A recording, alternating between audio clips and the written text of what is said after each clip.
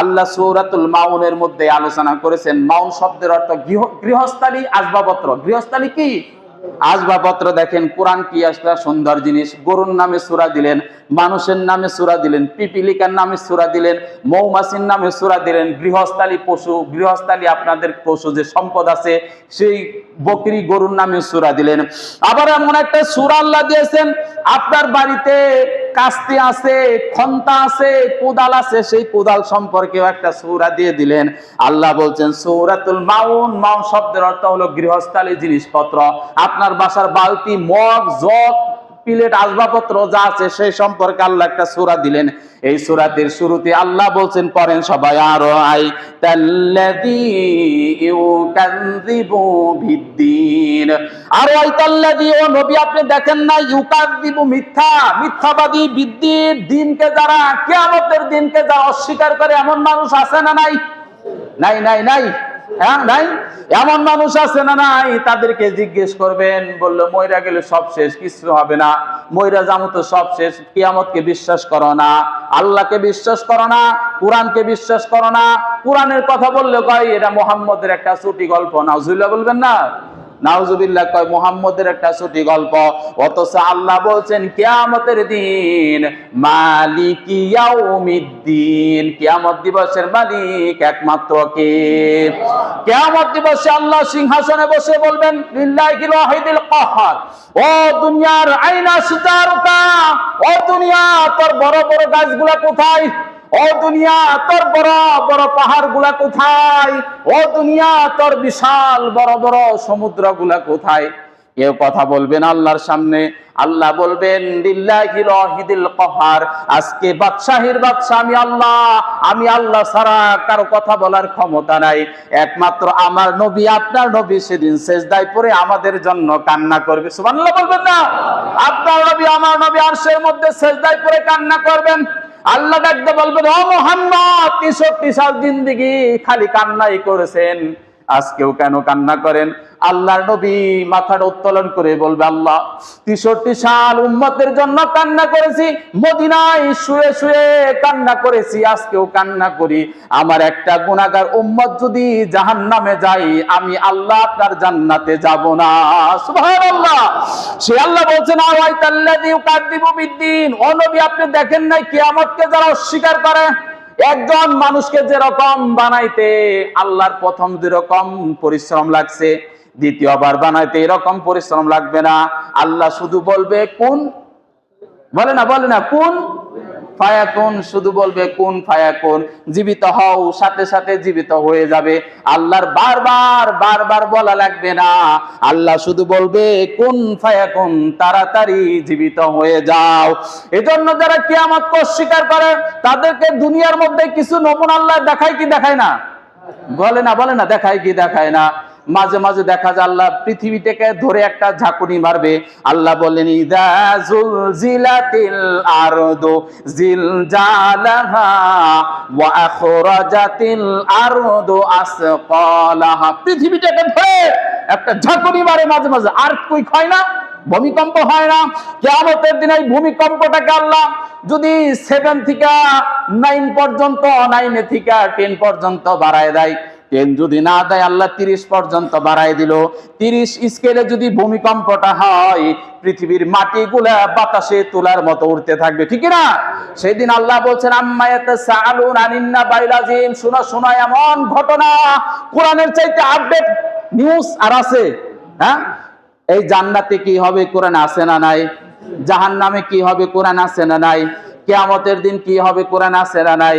আমার মরার পরে কবরে যে কি হবে কোরআন আছে না নাই? প্রথম প্রশ্ন হবে মার মার রব। হ্যাঁ আলহামদুলিল্লাহ বলেন, জোরে জোরে বলবেন, মার রব্বুকা, তোমার রবকে, অমান দিনুকা, তোমার দিন কি, অমান নাবিয়ুকা, তোমার নবীকে। সেই কথাও কোরআনের মধ্যে আছে না নাই? কোরআনের মধ্যে সব আছে, এমন আপডেট নিউজ আর কোথাও পাবেন না, কারণ এই কোরআনের মধ্যে বিন্দু মাত্র ভুল না। এজন্য আল্লাহ শুরুতে বলছেন, যালিকাল কিতাবু লা রাইবা ফীহি হুদাল লিল মুত্তাকিন। এরপর আল্লাহ বলছেন, ফাযালিকা আরাইতাল্লাযী ইউকাযযিবু বিদ্দীন ফাযালিকাল্লাযী ইয়াদউল ইয়াতীম। এতিমদের সম্পর্কে আল্লাহ কোরআনে বলছেন, আবু জেহেল এক এতিমকে লালন পালন করতেন, সুফিয়ান এতিমকে লালন পালন করতেন। সুফিয়ান প্রত্যেক সপ্তাহে যেরকম বড় বড় উট জবাই করে খাওয়া দাওয়া করতেন, বড় বড় উট। আবু সুফিয়ান, শুনতেছেন আপনারা? বড় বড় উট শুক্রবার শনিবার এরকম সাপ্তাহিক দিন জবাই করে সবাই আনন্দ ফুর্তি করে খাইতেন। খাওয়ার পরে একটা এতিম যে দরজার মধ্যে দাঁড়াইছে, কিন্তু কিছু গোশত দাও আমাকে। এতিমটাকে গলার মধ্যে ধাক্কা দিয়ে বের করে দিলেন। সেই সম্পর্কে আল্লাহ সূরাটা নাজিল করে বললেন, ফাযালিকাল্লাযী ইয়াদউল ইয়াতীম, যারা এতিমদের গলা ধাক্কা দিয়ে বের করে দেয়, কিয়ামতের দিন তাদেরকে আমি আল্লাহ আসামির কাঠগড়ায় দাঁড় করাবো। ঠিক না ভাই? মারা যায়, বেস্তাদেরকে জায়গা দেয় না, এমন ভালো মানুষ আমাদের সমাজে নাই রে। এই কথা বলি না, নাই রে। ভাই মারা যায়, বেস্তাদের সম্পত্তি দেয় না। বোন মারা যায়, বোনের বেগনাদেরকে সম্পত্তি দেয় না, আছে না নাই?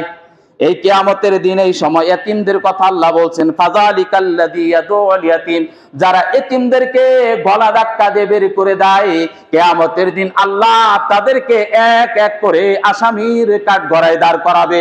বিশ্বনবী বলছেন, যারা এতিমদেরকে লালন পালন করে কিয়ামতের দিন এইভাবে আঙ্গুল দেখাইছেন, সে আর আমি জান্নাতে একই স্থানে বসবাস করব। সুবহানাল্লাহ বলেন। এক সাহাবী বললেন, ইয়া রাসূলুল্লাহ, আমার অন্তরটা মরুভূমির মতো হয়ে গেছে, চোখে পানি ঝরে না, দিলটা কখনো কান্না করে না। বিশ্বনবী বললেন, দেখে দেখে এতিমের সাথে চলাফেরা করো, আর এতিমের মাথায় হাত বুলায়া দাও, তোমার চোখে পানি বের হবে, দিলটা নরম করে দিবেন কে?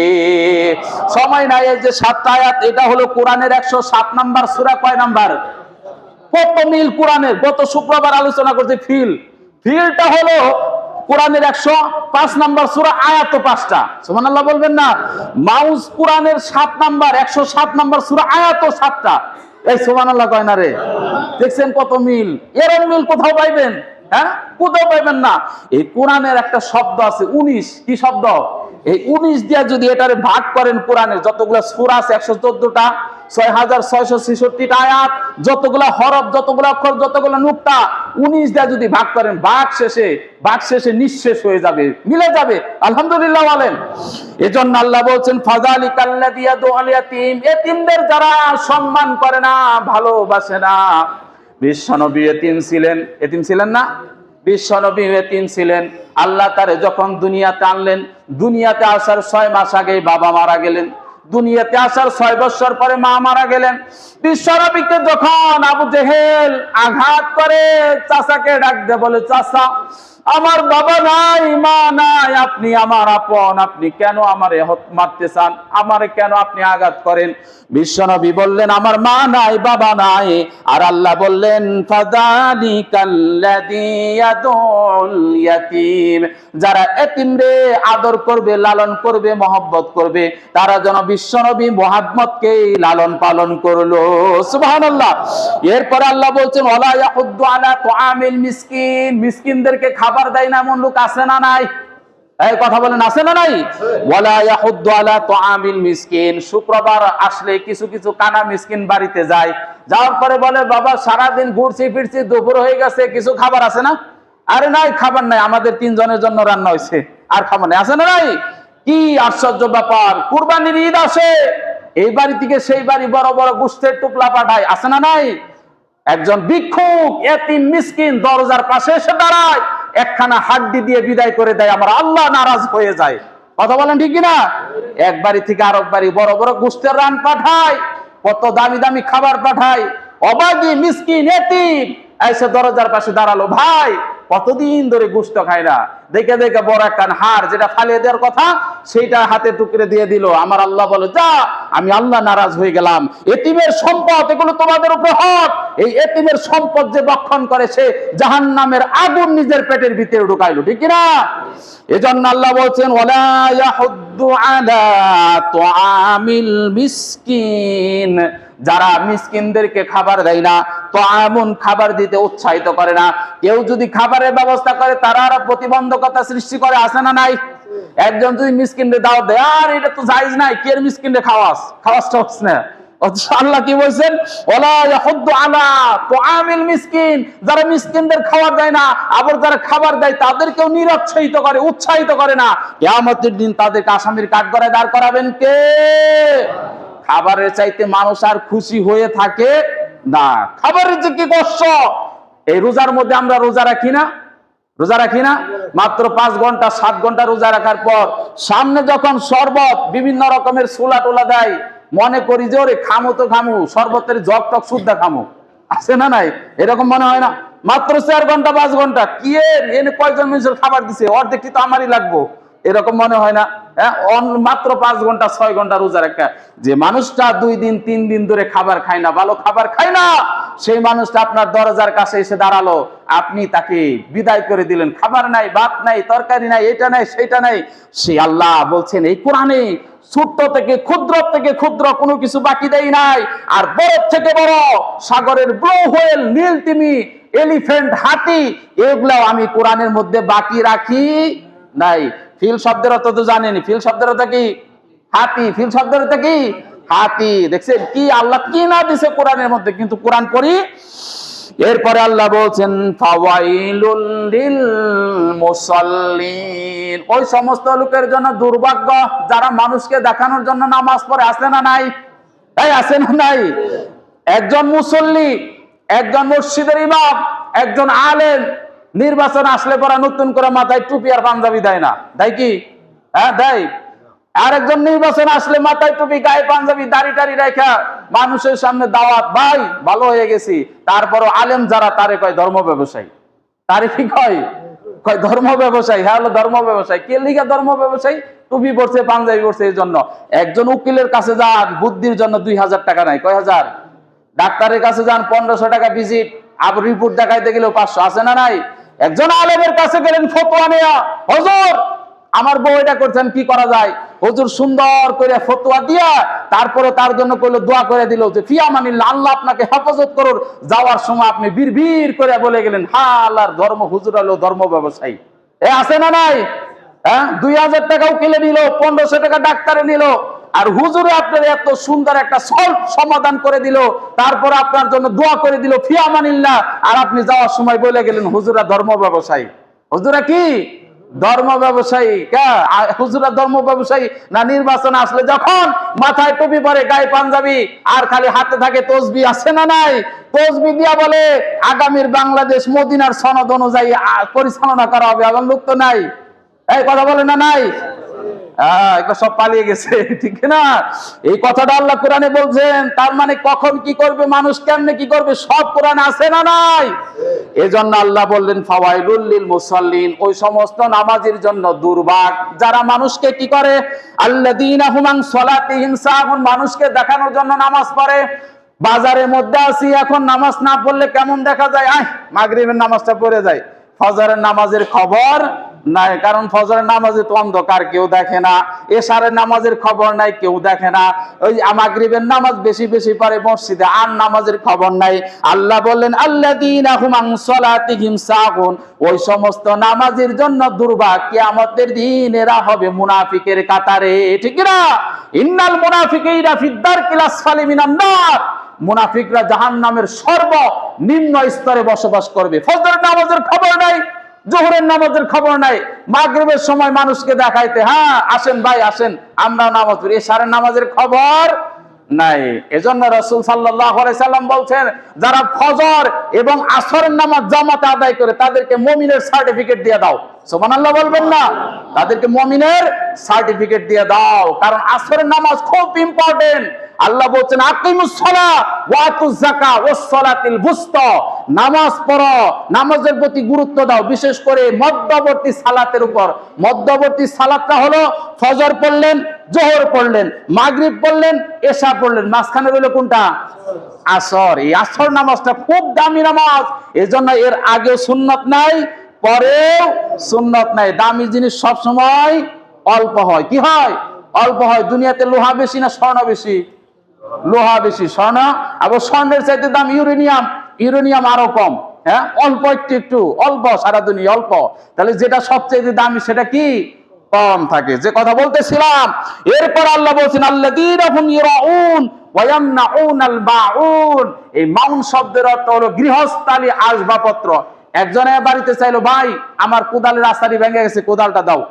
হ্যাঁ, এই কথাই আল্লাহ বলছেন যে ওয়ায়ামনাউনাল মাউন। মাউন শব্দের অর্থ গৃহস্থালী বস্তু, গৃহস্থালী বস্তুগুলা, যেমন আমার বাড়ির কাশিটা নাই, তোমার বাড়ির কাশিটা দাও, 10 জন কামলা নিছি, কাশি হয় না, কাশিটা দাও, বলো না নাই, আমার কাশিতে দান নাই, আছে না নাই?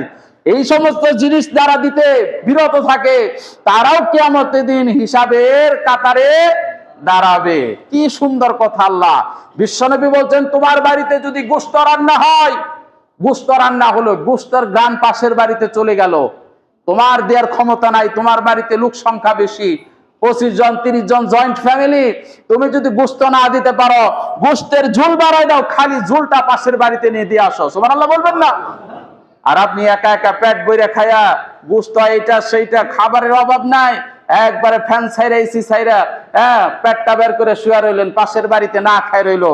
পাশের বাড়ি হিন্দু হোক, বৌদ্ধ হোক, খ্রিস্টান হোক, সে আল্লাহর বান্দা, যে কোনো সময় কালেমা পড়ে মুসলমান হতে পারে, তাকে তুমি খাবার দিলে না, খোঁজ খবর নিলে না, তোমাকে কিয়ামতের দিন আসামির কাঠগড়ায় দাঁড় করাবেন কে?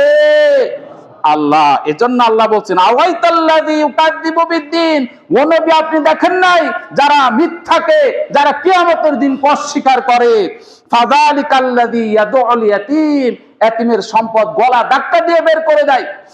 আল্লাহ নবী কেমন এতিম ছিলেন একটু শুনেন 2টা মিনিট। বিশ্বনবী যখন পাহাড়ের পাদদেশে সবার সাথে খেলা করতে যাইতেন, খেলা করার শেষে প্রত্যেকের বাবা সন্ধ্যাবেলা আসতো, আসার পরে প্রত্যেকের বাবা সন্তানের নাম ধরে ডাকে ডাকে কুলে নিয়ে বাড়ি চলে যেত। একদিন বিশ্বনবী আর বাড়িতে যায় না, সন্ধ্যা হয়ে গেল। সন্ধ্যার পরে মা আমিনা দৌড়িয়ে গেলেন পাহাড়ের পাদদেশে, যা দেখেন ছোট্ট মোহাম্মদ পাহাড়ের পাদদেশে চুপচাপ বসে আছে আর কান্না করতেছে। মা আমিনা বলল, ও মোহাম্মদ তুমি কান্না করো কেন? মোহাম্মদ বলল, মা প্রত্যেকটা দিন দেখি প্রত্যেকের বাবা এসে নাম ধরে ডাক দেয়, বাবার কাঁধে চড়ে কুলে চড়ে বাড়ি যায়, আমার কি বাবা নাই? আমার কি মন চাই না বাবার কুলে চড়ে আমি বাড়িতে যাই? আমার কি বাবা নাই? মোহাম্মদ তুমি চিন্তা করো না, তোমার বাবা নাই, আমি তোমার বাবা, আমি তোমার মা। এই মোহাম্মদ সাল্লাল্লাহু আলাইহি সাল্লামের 6 বছরে মা চলে গেলেন। এই মোহাম্মদকে যখন কাফের আঘাত করতো, বিশ্ব নবী দুঃখ চোখের পানি ছেড়ে বলতো, কাফের আমার মা নাই বাবা নাই, আবু জেহেল আবু সুফিয়ান আমার মা নাই বাবা নাই, আমাকে আঘাত করো না। আর আল্লাহ বললেন, ও মুহাম্মদ তোমাকে আমি এতিম পাইছি, তারপরে তোমাকে আমি এতিম থেকে লালন পালন করেছি, এতিমদেরকে যারা লালন পালন করবে তারা মুহাম্মদের সাথে একই স্থানে জান্নাতে থাকবে। সুবহানাল্লাহ। এজন্য আল্লাহ বলতেন, ফাওয়াইলুল লিল মুসাল্লিন, ওই সমস্ত মুসল্লিদের জন্য দুর্ভোগ, আল্লাযীনা হুম আন সালাতিহিম সাহুন, সালাত নামাজ যারা মানুষদেরকে দেখানোর জন্য নামাজ পড়ে, আল্লাযীনা হুম ইরাউন ওয়া ইয়ামনাউনাল মাউন, এবং কৃষি যন্ত্রপাতি মানুষের কাছে সাহায্য চায়, যে ভাই তোমার কাশিটা দাও, তোমার কোদালটা দাও, তোমার বাড়ির বালতিটা দাও, বলে আমার বাড়িতে নাই, এগুলো নাই। কিয়ামতের দিন এই সমস্ত মানুষগুলো আসামির কাঠগড়ায় দাঁড় করাবেন কে? এজন্য ভাই আপনি ছোট্ট থেকে ছোট্ট একটা জিনিস দিয়ে হেল্প করবেন, মানে একজন মানুষকে আপনি বাঁচাইলেন, সারা দুনিয়ার মানুষকে সফলভাবে বাঁচানোর ব্যবস্থা করলে যে সব, সেই সবটা আল্লাহ আপনার আমলনামায় দিয়ে দিবে। সুবহানাল্লাহ। আর একজন মানুষকে অন্যায়ভাবে আপনি হত্যা করলেন, সারা দুনিয়ার মানুষকে হত্যা করার সমতুল্য, সে কাফের হোক, বেঈমান হোক, মুশরিক হোক, তারে ভালোবেসে আদর করে বানিয়েছেন কে? আল্লাহ। এমনও আমল করতে পারে আমি মসজিদের ইমামের চাইতেও সে অধিক আল্লাহর কাছে প্রিয় হতে পারে। এমন করা যাইব না মসজিদের ইমাম দেখে খুব ভালো না, তার অন্তরে তাকওয়া, আল্লাহর ভয় ভীতি বেশি, তার দাম আল্লাহর কাছে বেশি। আল্লাহ কিয়ামতের দিন দেখবে না, তোমার চেহারাটা সুন্দর, আহ জান্নাতে যাও, না তোমার চেহারাটা না ভালো না, কালো খাটো, তোমার জাহান্নাম না। আল্লাহ বলবেন, যার অন্তরে আল্লাহর ভয় তাকওয়া বেশি, তার দাম আল্লাহর কাছে বেশি। ভাই এর থেকে বোঝা গেল মানুষকে দেখানোর মতো নামাজ আল্লাহ কবুল করবে না। মানুষকে দেখানোর জন্য দেখাইতে হবে কাকে? আল্লাহকে। এজন্য আমাদের আসবাবপত্র জিনিস কেউ যদি চায় দিতে বিরত থাকা যাবে না। এতিমদেরকে গলা ধাক্কা দিয়ে বের করে দেওয়া যাবে না। মিসকিনদেরকে খাওয়াইতে উৎসাহিত করতে হবে, বাড়িতে খাবার থাকলে না করা যাবে না। আল্লাহ বুঝার তৌফিক দান করে, সকলে বলেন আমিন।